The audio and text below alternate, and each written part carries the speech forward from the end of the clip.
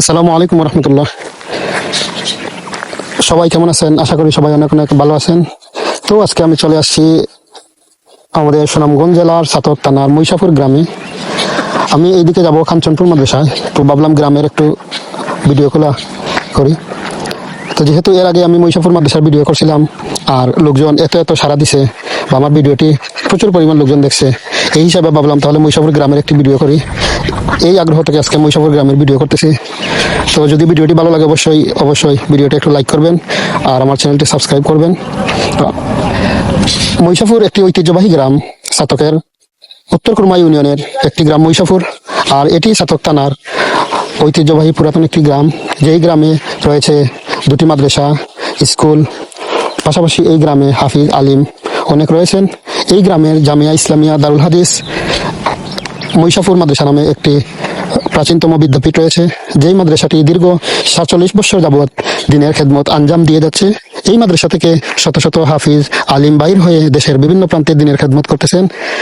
আর এটি হচ্ছে মহিষাপুর বাজার। এইখান থেকেই এই সোজা রাস্তা দিয়ে গেলেই আপনারা পাবেন মহিষাপুর মাদ্রাসা। আর আমার হাতের বাম পাশে এই জায়গায় আরো একটি মহিলা মাদ্রাসা রয়েছে, যেই মাদ্রাসাটি গত 2-1 বছর আগে চালু হয়েছে। এই মহিলা মাদ্রাসাটি প্রতিষ্ঠা করেন এই গ্রামেরই কৃতি সন্তান বিশিষ্ট আলিমুদ্দিন হযরত মাওলানা রমিজউদ্দিন সাহেব এবং গোবিন্দগঞ্জ পয়েন্ট মসজিদের সম্মানিত ইমাম ও খতিব হযরত মাওলানা আল মাসউদ্দিন সাহেব। ওনাদের দীর্ঘ প্রতিষ্ঠায় এই গ্রামে একটি মহিলা মাদ্রাসা প্রতিষ্ঠিত হয়। পাশাপাশি এই গ্রামের হাফেজ আলিমদের সংখ্যা রয়েছে অনেক। যেহেতু গ্রামে দীর্ঘ 47 বছর ধরে মাদ্রাসা আছে, এই হিসাবে এই গ্রামে হাফিজ আলিমদের বিচরণ বেশি। এই গ্রামে রয়েছে স্কুল। এই রাস্তা দিয়ে সামনে গেলে এই গ্রামের স্কুল আছে। আর গ্রামের সৌন্দর্য, প্রাকৃতিক পরিবেশ আলহামদুলিল্লাহ অনেক সুন্দর। রাস্তাঘাট অনেক ভালো, যদিও সামান্য সামান্য কিছু কিছু জায়গায় ভাঙ্গা আছে।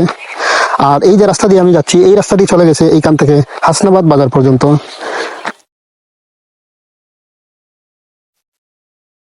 আর আমি এরকম অনেক গ্রাম মাদ্রাসা, বিশেষ করে মাদ্রাসা মসজিদের ভিডিওগুলো করার চেষ্টা করতেছি। আর এইরকম মাঝে মধ্যে গ্রামের সৌন্দর্য বা ভিউগুলো তুলে ধরার চেষ্টা করব। আমি চাই আমার এলাকার মসজিদ মাদ্রাসা এইগুলো আমি দেশের মানুষের সামনে তুলে ধরতে চাই, আমার এলাকার সৌন্দর্য দেখাতে চাই আর সুন্দর সুন্দর মসজিদ মাদ্রাসাগুলো দেখাতে চাই। এই হিসাবে আমার ভিডিও করা, এগুলো শখ থেকে করা। অনেকে ভাবতেছেন ভিডিও করে মনে হয় টাকা ইনকাম করতেছি, এই সেই হ্যান তেন। আসলে টাকা ইনকামের জন্য বা ওই ধরনের কোনো চিন্তা ভাবনা থেকে ভিডিও করার উদ্দেশ্য না, মূলত শখ থেকে ভিডিও করা। ভিডিও করতে ভালো লাগে। আমার এলাকার সুন্দর মসজিদ মাদ্রাসাগুলো এগুলো দেশের সামনে, বিশ্বের মানুষের সামনে তুলে ধরতে আমার খুব ভালো লাগে। এই হিসাবে এইখান থেকে, এই আগ্রহ থেকে আমার ভিডিও করার আগ্রহ বা ভিডিওগুলো আপলোড করি। তো এই যে সুন্দর রাস্তা দিয়ে যাইতেছি, দুদিকে হাওর, এত সুন্দর রাস্তা। আর এইখান থেকে সামনে গেলে এই স্কুল আছে, স্কুল এটা হচ্ছে প্রাথমিক বিদ্যালয়, এটা মহিষাপুর সম্ভবত। আর এই জায়গায় আরেকটা জিনিস, এই জায়গায় মহিষাপুর গ্রাম আবার দুই ভাগে বিভক্ত। একটি হচ্ছে পুরান মহিষাপুর, একটি হচ্ছে নতুন মহিষাপুর। তো এই জায়গায় এক ভাগ পুরান মহিষাপুর, এক ভাগ হচ্ছে নতুন মহিষাপুর। এই গ্রামটি দুটি ভাগে বিভক্ত।